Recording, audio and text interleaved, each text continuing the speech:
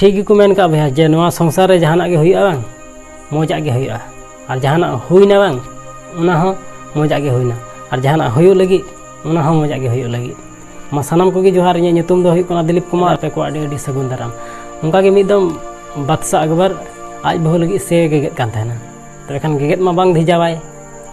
ᱛᱚᱵᱮ ᱠᱷᱟᱱ ᱜᱟᱹᱞᱛᱤ ᱛᱮ ᱟᱭᱟᱜ ᱛᱤ ᱜᱮ ᱜᱮᱫ ᱠᱮᱫ ᱛᱟᱭᱟ ᱟᱭᱟᱜ ᱛᱤ ᱜᱮᱫ ᱠᱮᱫ ᱠᱷᱟᱡ ᱢᱟ ᱯᱩᱨᱟᱹ ᱢᱟᱭᱟᱝ ᱡᱚᱨᱚ ᱮᱦᱚᱵ ᱮᱱᱟ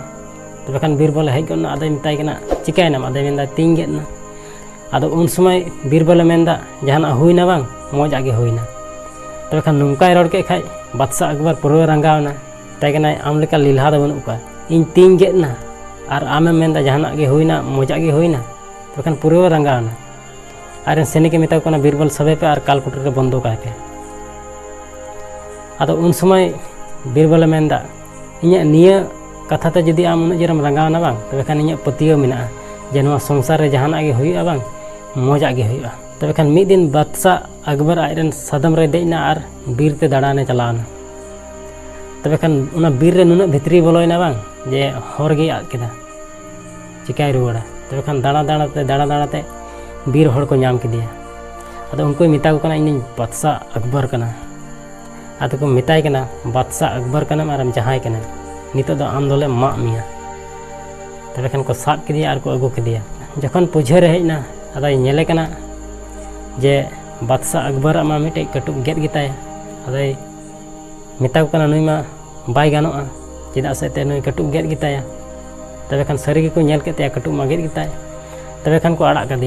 कदे को तबे खान बादशाह अकबर मेंदा हे भगवान तेहनी बंचावना अडी मारा मुसीबत खय आदा उन समय दिशा केदा बीरबल कथा जे जहाना हुआ नवा संसार रे बांग मौजा गे हुआ आदो उन समय उनी मेंदा अच्छा इन सला मा मौजा गे हुयन और बीरबल सला दो ची चिकायना तब खान बादशाह अकबर उसरते उड़ा हेजना और बीरबल ठे नपाम चलावना आदो मिताय कना इन नुनु मुसीबत रे इन फसालना बांग अडी मुश्किल ख इन बंचा हेजना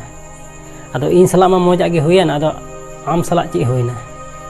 आदो उन समय बीरबल मेंदा नेल में जहां गेलांग चला कान थना मिद तेलांग चला कान थना और उन हेलो इन बन चलाव लेना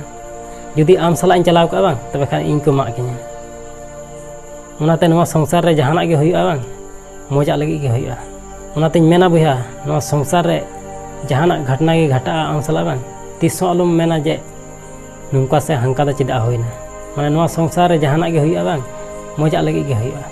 चाहे प्रोफेशनल लाइफ रे से पर्सनल लाइफ रे माने जहाना गे हुआ बांग मौजा लगी गे हुआ उना नेलते तो मने दो तिसो अलम खटाय तमा आई होप नवा वीडियो पे खुशी तब लाइक और शेयर दो पे हड़िया चैनल पे नवा गया तब सब्सक्राइब करते बेल आइकन हो तो तोरा का मान मुचाद जे कमी उटुका में बुहा उनका